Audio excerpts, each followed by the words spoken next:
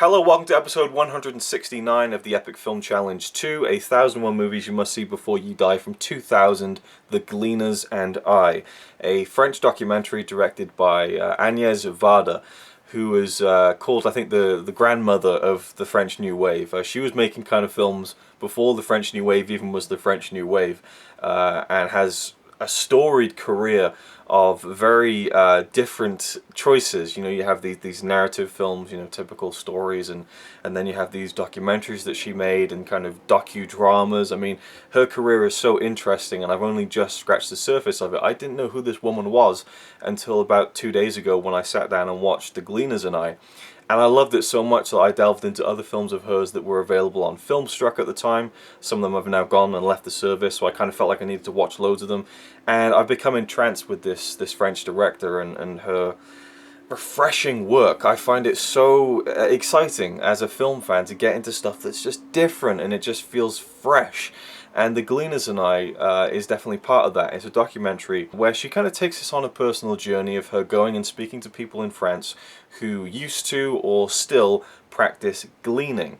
Gleaning was, you know, hundreds of years ago when there'd be, you know, crops would be harvested, and then the poorer people would come in and kind of pick up the scraps, you know, and just kind of come out with their, you know, with their bags and their aprons and fill up everything with the, you know, the scraps of wheat and corn and all that kind of stuff. You know, up until the point when the film was made in 2000, there were still people doing it, and people who at least had been taught to do it by their parents, their grandparents, and you know, by that point in time it kind of died out a bit, but there were still people doing it. So what Agnès does is she goes and visits people who still glean, or people who have stories about gleaning, and it goes from every different type, from gleaning potatoes. You know, there's this big potato factory that has, you know, tons and tons of potatoes that are just too big for kind of retail value, so they just dump them, you know. And so there are people who go and they collect all these potatoes, bags full, and some of them do it for, you know, to eat, to live. That she visits some homeless people, some gypsies, travelers, but also people who collect these potatoes and collect this food from, you know, harvests that have been finished, and there's still stuff left in the ground that isn't ideal, but it's still edible, and they take it and use it for charity drives and give it to people who need it, you know.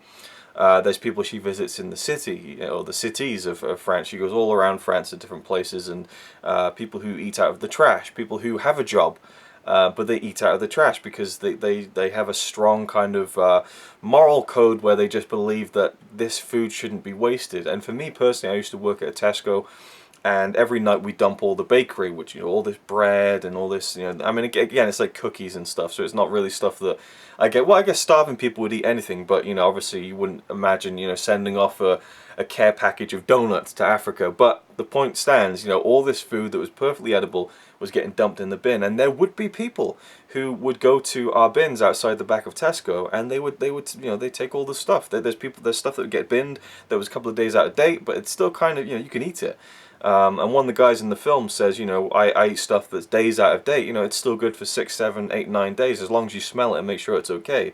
And so Agnès, she covers all these different perspectives of gleaning, picking fruit, you know, and also the rules, what certain people think about the rules of, you know, whether people are allowed to come in and do this, whether they're not allowed to do it, and the rules keep changing. There's oysters and stuff, so all of these different food types are covered. But what really makes the film even more interesting is Agnès herself, because she's such a colourful character. I think she was right in the late 60s when she made this film, and she shot it on digital tape, and she talks about it. There's like a, you know, a narration over the film of how she's so excited by this new digital technology and stuff, and how cool it is, and how immediate it is. And there's this wonderful moment where she says, "At this point, I forgot to turn my camera off, and now we have the dance of the lens cap," and we just see the lens cap dangling underneath her camera. She's kind of holding it down to the floor, and then she puts some jazz music over it. Just wonderfully playful stuff, and you really get a sense of the woman as she's making it. I just love her style of putting this documentary together, how she personalizes it but doesn't make it about her at the same time. It's you feel like you're going on this journey with her. There's another wonderful moment where she's with her friend who's going through garbage and stuff. There's people who go through, you know, stuff that's been left on the side of the road, like cabinets, beds, all sorts of junk, and they make art out of it. So there's all these different kinds of gleaning, as I've already said. But there's her friend picks up some stuff but doesn't like any of it, so she takes one of the things, which is this clock without any fingers on it. She says you know, I took that and put it in my house. You know, a clock without hands on it. That's my kind of thing. And I just thought, yeah, I like this woman. I really do. She's just so utterly charming. And again, doesn't make the film about herself. So it's really intriguing. The first 5 minutes wasn't interested. You know, okay, gleaning. People used to pick stuff up from harvest and stuff. But then she starts going to these like homeless people who they live off this stuff, and it became so much more gripping and moving. And yeah, just I love this documentary. Really, really good. And perhaps I don't know if it's the film I like, or it's the fact that this has set me off on an Agnès Varda kick, and I've gone and watched her other films, which I found so interesting and different. And again, it's just exciting to find new filmmakers and new films that are done in a tone that you've never seen before, and you really enjoy and you really dig. And some of the stuff of hers that I've seen, I don't quite get it, but I really like how different it is. And that's a hard thing to find sometimes, because I think the stuff that she makes is so probably polarizing. You're either going to love it or you're going to hate it, and I'm definitely on the love camp, I think. And The Gleaners and I is a brilliant documentary, and just it goes to show what you can do with just a camcorder. You know, at this point in time, that's when the ease of making stuff on your own was so apparent. You know, you could just pick up a camera. I mean, now everyone's phone is a camera, but back then in around 2000, that's when digital tapes and camcorders started coming into prominence, and it became a lot cheaper to do this kind of stuff. And the film doesn't suffer for it, I don't think.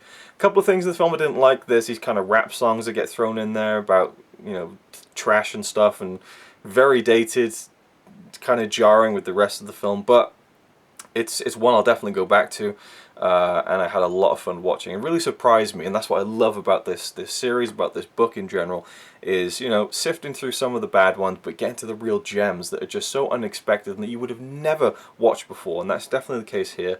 And I'm now a big fan of Agnès Varda. I think she just released a film this year, which I can't wait to see, another documentary. So definitely check it out. Is it a film you should see before you die? I definitely think it is. Different, playful, fresh at the same time, you know, and just some really interesting people that she found to be subjects for the film. There's a guy who she kind of spotted in the market in town every day, kind of going through stuff and just eating bits and pieces he'd find in the scraps. And then we find out that he's a guy who doesn't have a job. Well, he does have a job. He's kind of selling papers and stuff, but he lives in this place where he's teaching all the people who live there, you know, like foreigners and kind of immigrants, and he teaches them English, or not English, sorry, well, I guess it would be French. So he's teaching people the language of the country, but he does it for free, you know, he does it just to help people, and there's just something so touching about that. So there's great subjects in the film, funny moments, just, yeah, really fun. Really, really enjoyed it, can you tell? I'll see you in the next one, and there's another film actually that she made that's in the book, so I might even get to that by the next video. So yeah, that's it for now. Thank you for watching. I'll see you in the next one.